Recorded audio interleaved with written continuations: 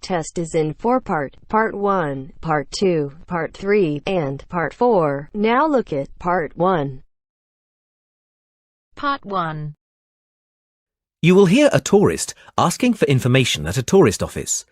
First, you will have some time to look at questions 1 to 4.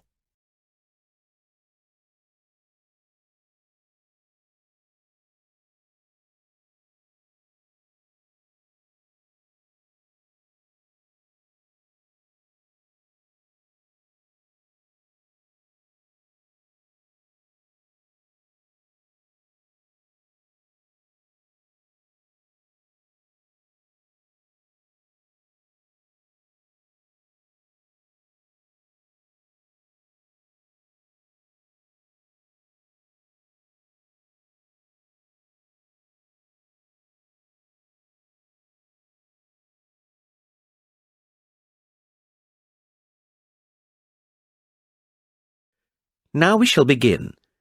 You should answer the questions as you listen, because you will not hear the recording a second time. Listen carefully and answer questions 1 to 4. Hello, how can I help you? Hello. Is it possible to book a bus tour of the city here? Of course, sir. When would you like to take the tour? There are tours in the morning, afternoon and evening. Sometimes it's nice to see the city at night with the buildings lit up. We'll be going out for dinner tonight, so we'd prefer to go this afternoon. Oh, and it's for 2 people. Right. Now, I just need some details. Can you give me the names of the 2 people, please? Yes, Susan Field and James Carter. Susan Field and James... Sorry, can you spell your surname for me, please? It's Carter. C-A-R-T-E-R. Thank you. And can I have a contact telephone number? Why do you need one? Just in case we have to cancel the tour and need to contact you. I see. Well, my mobile number is 07988 636 197. That's 07988 636 197. Now, can you also tell me which hotel you're staying at? The Crest Hotel. Oh, no, sorry. That's the hotel we're staying in next week. It's the Riverside Hotel. Oh, the Riverside is a lovely hotel. Are you enjoying your stay? Yes, we are, very much. We'd definitely recommend it to others. Oh, I am glad. Now, I can book you on the tour at 4 p.m. Would that suit you? Alternatively, there is one at 2. 2 would be better for us, please. Right.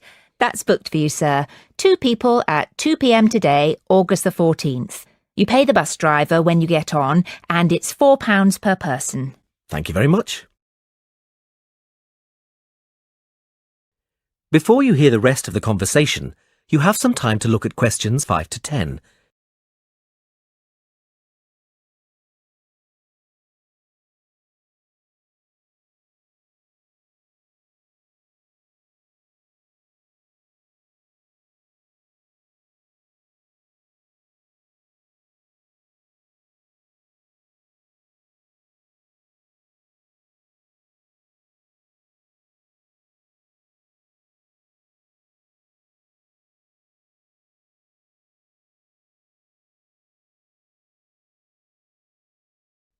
Now listen and answer questions 5 to 10. Can I also ask you about the museum in the main square? I was reading about it in my guidebook and was shocked to see that the entrance price is £10. Why does it cost so much? Well, the museum has the largest collection of Latin American art in Europe. People come from all over the world to see it. But that's not the reason why it's so expensive to get in. You see, the building is very old and it needs repairs. The £10 ticket cost will go towards repairing the roof and the walls. I see. Well, I suppose it's worth paying £10 to see the collection. Yes, I think so too. Is there anything else I can help you with? Actually, there is. I was wondering if you knew of any good restaurants in the area. Well, there are a few restaurants near the harbour and a couple on the beach, which are nice. The problem is that the smell of the fish market is quite strong down there. I don't think my girlfriend would be very pleased. I know what you mean. It's not very romantic, is it? My advice would be to go to the next town. It's bigger and the restaurant selection is wider. You can get there by taxi and it only takes about 10 minutes. The town is quite picturesque. Is it for a special occasion? Yes, it's my girlfriend's birthday, so I'd like to go somewhere special. Do you know any of these restaurants well enough to tell me about them? Well, I know about a few of them, and there are pictures in this leaflet here. Oh, this one here is lovely, the Bellevue, and it's extremely popular. It has a famous chef, so it's not cheap, but the standard of the food is very high. It's right by the sea, and there are wonderful views if you get a good table. Then there's the Lighthouse Cafe. You can see the picture here, which isn't really a cafe at all. In fact, it's a great restaurant, and a lot of TV celebrities and actors eat there. The place has been going for over 100 years. It's quite an institution around here. I'm not sure about those two. They sound too expensive to me. I was thinking of somewhere small, not too upmarket, but with good food. In that case, what about Harvey's? The same family has run this restaurant for over a century, and it's reasonably priced and really popular with local people. Oh, and there's another family-run restaurant, Stonecroft House. New owners took over a month ago, and they're getting good reviews. There's a new chef there, and the food is meant to be very good.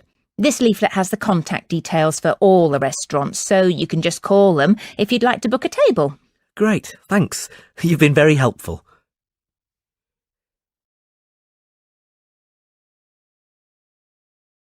That is the end of part 1. You now have half a minute to check your answers.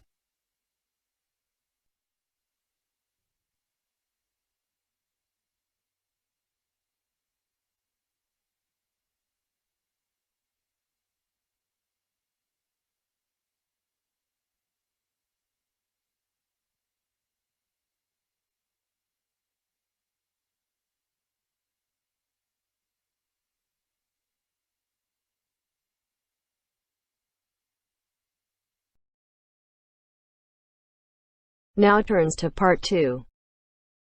Part 2. You will hear a presenter interviewing a student on a radio show. The student is talking about her experiences of mountain climbing. First, you have some time to look at questions 11 to 14.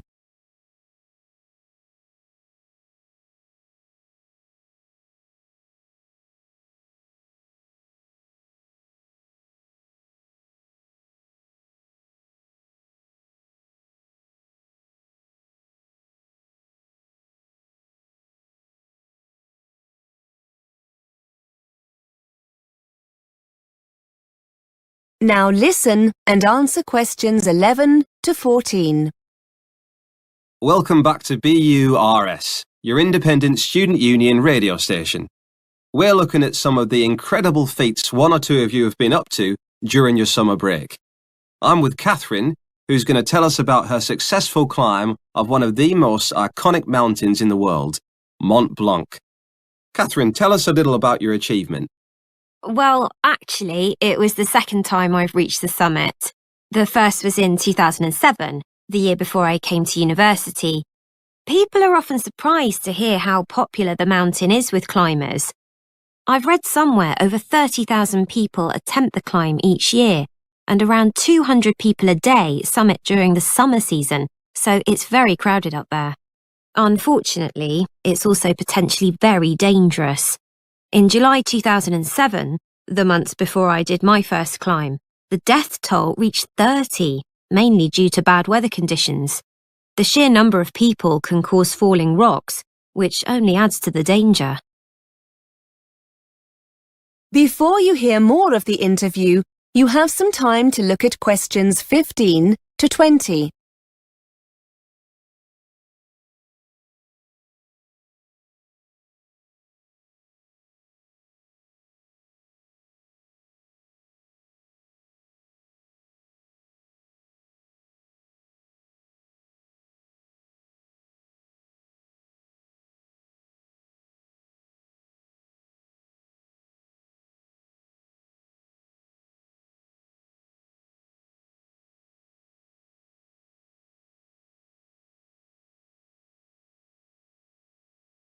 Now listen and answer questions 15 to 20.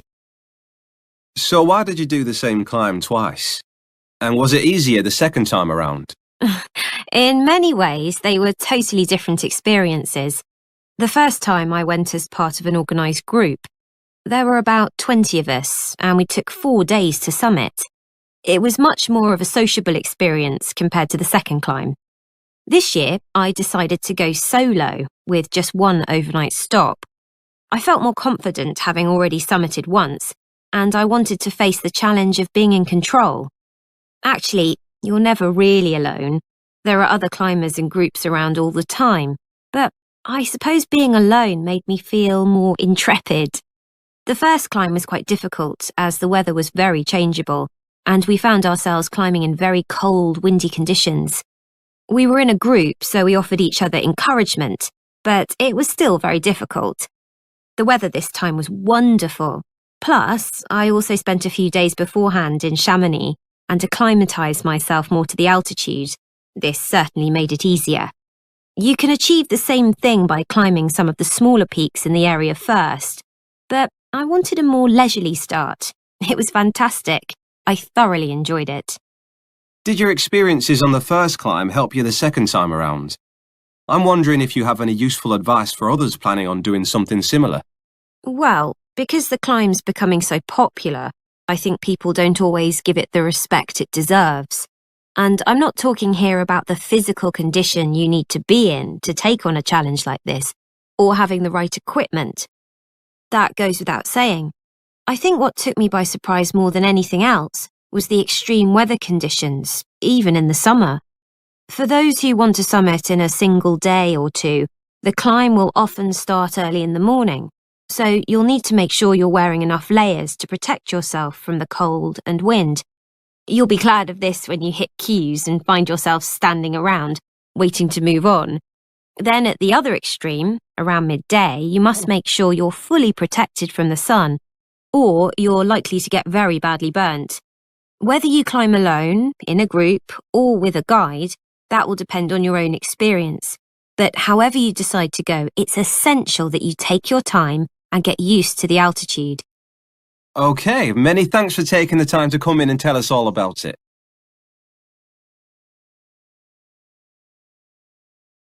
That is the end of part 2. You now have half a minute to check your answers.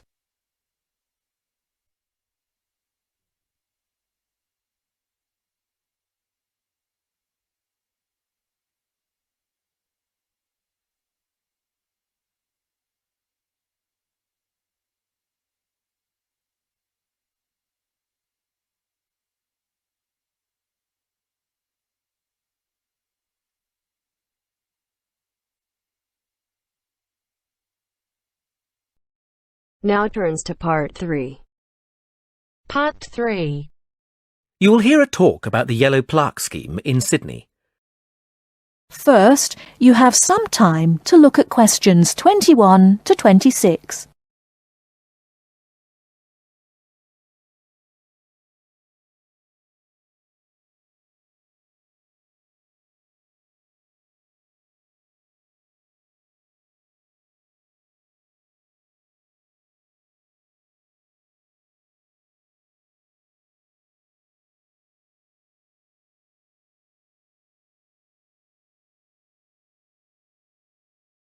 Now listen carefully and answer questions 21 to 26.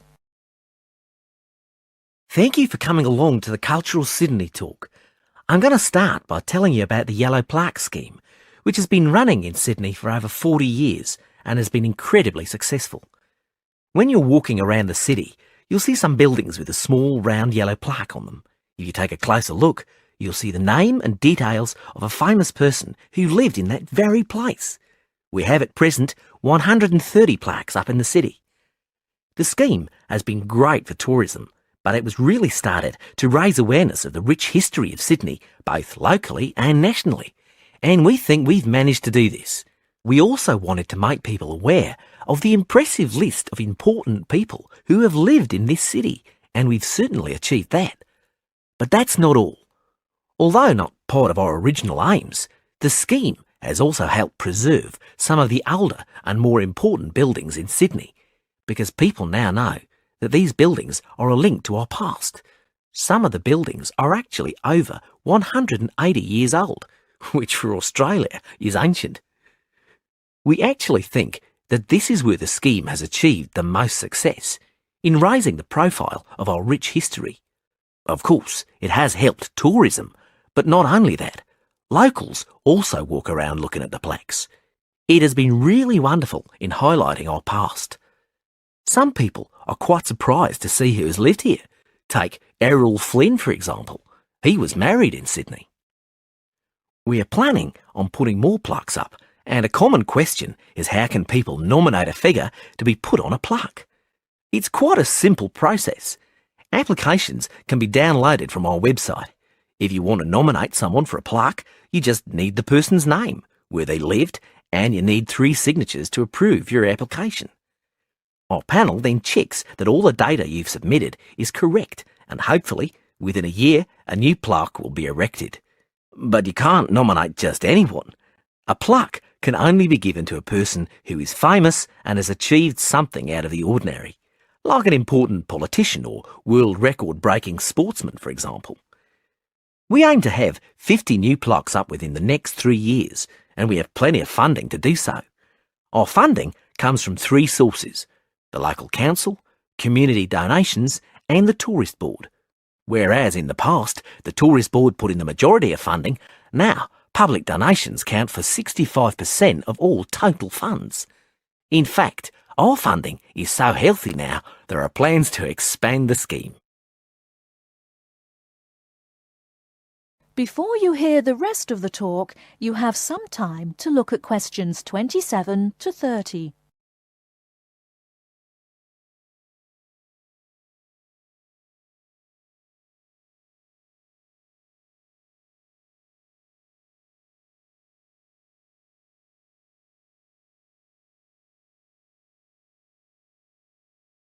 Now listen and answer questions 27 to 30. At the moment, we only have yellow plaques for all the famous people, but we are aiming to produce different coloured plaques so that people can do specific walks. For example, if they are interested in famous sports personalities, they can do a tour following the red plaques, the colour we are aiming to use for these people. We are looking at introducing grey, white and green plaques as well. We are thinking of using grey plaques to signify people who have done important work within the government, and white plaques for those who have done good works in the community. Lastly, our green plaques we think will be very popular. These will be for painters and sculptors, leaving our yellow ones for writers, actors and other people of note. We do hope you enjoy looking at the plaques around the city. We have guidebooks on sale in the gift shop where you can find all the plaques. These are priced at $11.99. That is the end of part 3. You now have half a minute to check your answers.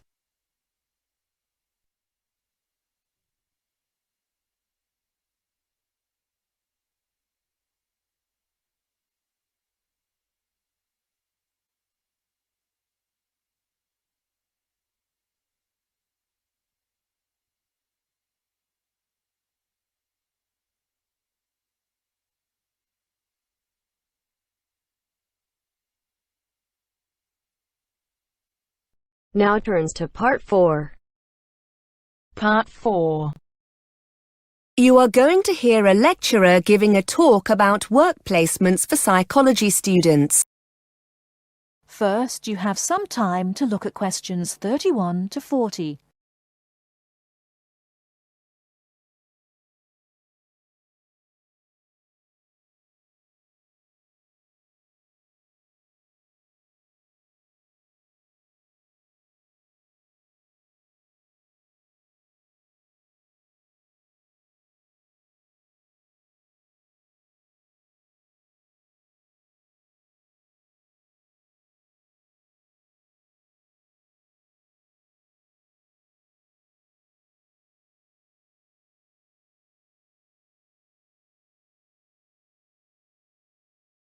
Now listen carefully and answer questions 31 to 40. Good morning.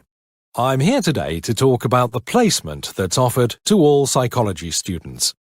As you all know, this takes place in the third year of the Psychology BSc.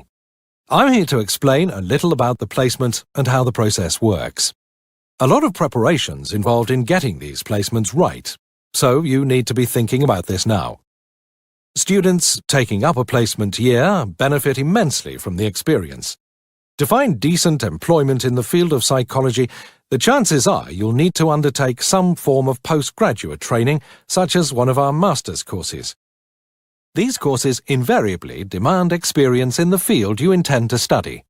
So being able to gain this experience during your undergraduate degree is a great advantage.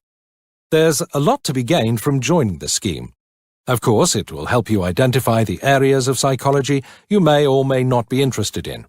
And you'll develop transferable skills such as problem-solving, team-working, communication skills. Skills that employers demand and that graduates often lack. Also remember that the placement will offer you networking opportunities to become acquainted with key players in your field. Many of our students who've completed a placement year take up a position with the same employer after graduation or after successfully completing postgraduate training. In fact, many of our students from previous years now hold influential positions in the police, the health service and the private sector as a direct result of their placements. The placement you choose will depend very much on your own area of interest. Those of you who have a particular interest in research can opt for a placement in a hospital unit here or abroad, working in areas of forensic and clinical psychology. A post here can be very rewarding and allows you to contribute to qualitative and quantitative research data and learn practical research skills you can use in your coursework. For those who prefer hands-on experience of working with patients, there are a wide range of options available. We have links with several charitable and public sector organizations that support stroke patients and people recovering from serious physical trauma, for example due to motoring or industrial accidents. You'll have the opportunity to help them deal with long-term clinical treatment and pain management. There are several opportunities to work with addiction and rehabilitation units. The kind of experience you'll gain here can be very wide-ranging. For example, offering you the chance to observe group therapy and one-to-one counseling sessions for anxiety and anger management classes. Students are encouraged to give their reaction to sessions during regular team meetings, which can often be of benefit to both the student and the organization. For those of you interested in the application of psychology in education, we have a number of students who take placements working with children with special educational needs. Students in the past have worked as teaching assistants and contributed to teacher training workshops. There's a lot more information about this on the website, including case studies written by some of our previous students. These will give you a much wider and richer picture of our placements. As I said earlier, you should already be giving this some serious thought. Our placement officer, Greg Smith, will be able to advise you about the organizations we have contacts with, and we've worked with in the past. Once you've discussed the opportunities available, we ask you to contact the organization concerned to investigate potential positions and to arrange an interview. Your personal tutor will be able to help you with updating your CV and interview skills. During the enrollment process, you'll have been notified of the need to obtain a CRB check. In cases where you're working with vulnerable people, it's a legal requirement that you've had a Criminal Records Bureau check carried out. Without this, we won't be able to approve the placement. If you haven't yet arranged this, you must notify the placement officer of this during your first meeting. He'll give you the necessary paperwork to make your application. Once you have the certificate, please supply a photocopy to the placement officer.